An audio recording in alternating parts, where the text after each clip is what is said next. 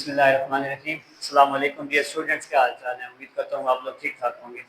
तो last time हम लोगों ने जब 9th क्लास का सिलेबस स्टार्ट किया था तो कुछ इंट्रोडक्शन और साथ एक्सरसाइज स्टार्ट की थी 1.1। उसमें हम लोगों ने रैशनल इरेशनल नंबर्स के बारे में डिस्कस किया था और देखा था कि कौन से नंबर रैशनल होते हैं और कौन से नंबर इरेशनल होते हैं या उनकी पहचान कैसे की जा सकती है।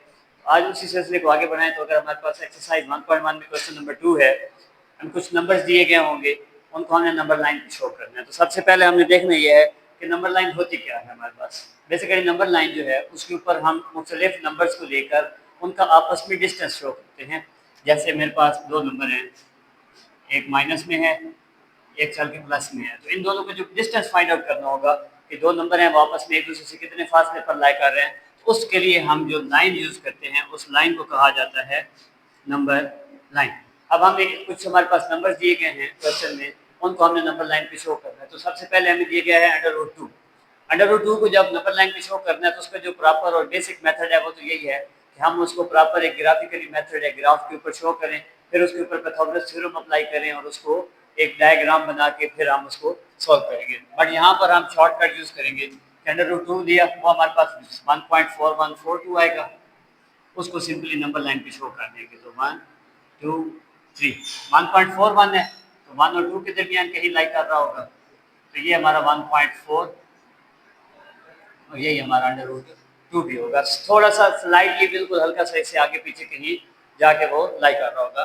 फिर अंडर रूट 3 प्रॉपर मेथड इसका भी वही है कि हम ग्राफिकली इसको शो करेंगे, बट यहाँ पर हम ग्राफिकली नहीं शो कर सकते तो हम सिंपली 1 2 3 4 5 6 7 8 9, तो ये 7, यही हमारा अंडर रूट 3, ये भी उससे स्लाइटली सा डिफर कर रहा होगा। उसके बाद हमारे पास वैल्यू है 8/3, उसको हमने नंबर लाइन पे शो करना है। तो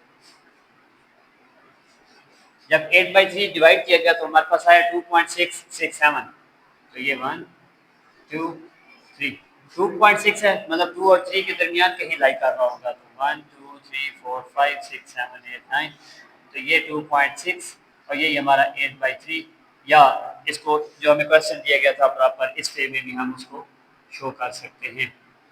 उसके बाद हमारे पास क्वेश्चन नंबर 4, बाकी तीनों क्वेश्चन प्लस में थे, हम पॉजिटिव वाली साइड पे जा रहे थे, मतलब पॉइंट को राइट साइड पे लेके जा रहे थे। अभी हमारे पास जो पॉइंट्स लिखे जाएंगे वो जीरो के लेफ्ट साइड पे चलेंगे। तो हमारे पास वैल्यू है -15/7, जब उसको डिवाइड किया गया तो वो आई -2.1428 और वो आगे चलती जा रही है चलती जा रही है, टर्मिनेट नहीं हुई।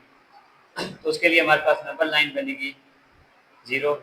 अब -1 है, मतलब माइनस वाली वैल्यूज है तो हम माइनस वाली साइड पे चलेंगे। तो -2.12 के बाद जस्ट हमारे पास ये पॉइंट्स, उसमें ये पॉइंट यहाँ पर कहीं लाई कर रहा होगा -15/7, या इसको हम जो प्रॉपर क्वेश्चन की फॉर्म है उस वे में भी शो कर सकते हैं।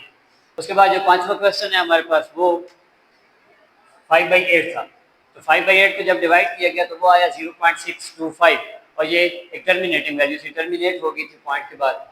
इसको भी शो करने का मेथड सेम ही है, 0। अब फिर वैल्यू पॉजिटिव में थी तो पॉजिटिव वे में चलेंगे 1 2, तो ये 0 1 2 3 4 5 6 7 8 9, ये 0.62 थोड़ा सा स्लाइटली इससे डिफर करेगा, तो इसको हम 5/8 शो कर सकते हैं।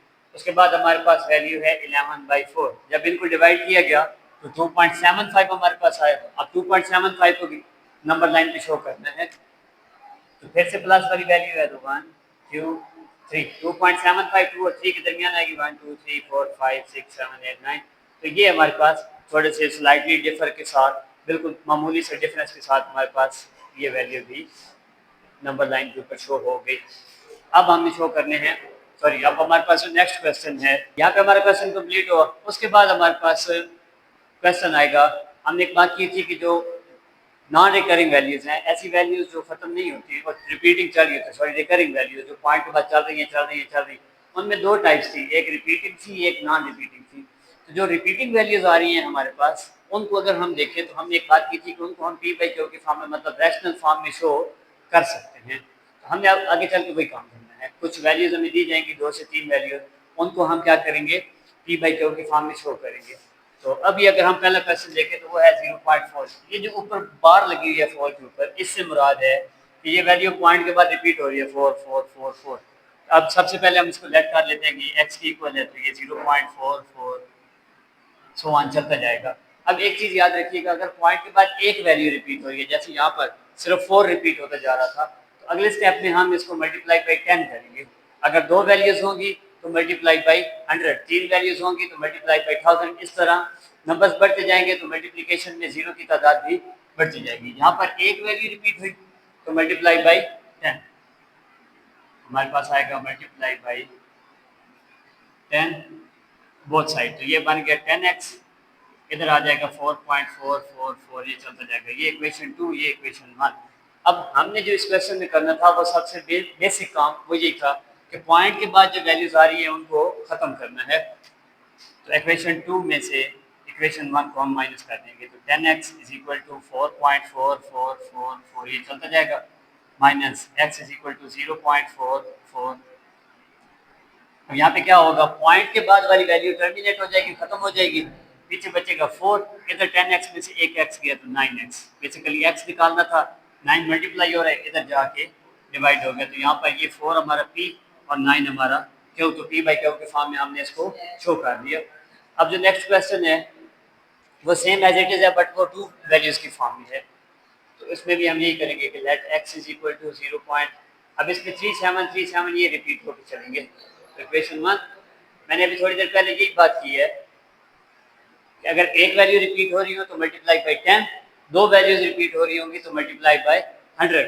यहाँ पर 2 वैल्यूज रिपीट हो रही हैं तो मल्टीप्लाई बाई 100 बोथ साइड कर देंगे, तो ये बन गया 100x इज इक्वल टू ये 37.3737।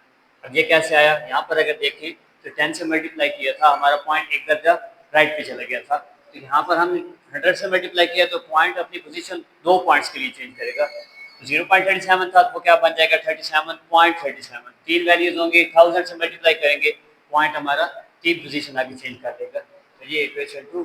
अब अगला स्टेप है इक्वेशन 2 में से 1 को निकाल दें, तो 100x इज इक्वल टू 37.3737 ये चलेगा, minus x is equal to 0.373737। अब हमारे पास 100x माइनस x आ रहा है, तो यहाँ बचेगा 99x, इधर 37.37 में से 0.37 निकल गया तो सिर्फ 37 बच गया। हमने निकाली है x की वैल्यू, 99 मल्टीप्लाई हो रहा है, इधर आके डिवाइड, तो ये p और ये हमारा q, तो इसको हमने p बाई q की फॉर्म में क्या कर लिया, शो कर लिया। तो नेक्स्ट हमारे पास कुछ प्रॉपर्टीज आएंगी, उनको हमने डिस्कस करना है, वो इंशाल्लाह नेक्स्ट लेक्चर में डिस्कस करेंगे। फिलहाल के लिए हमारे पास ये 2 क्वेश्चन काफ़ी हैं।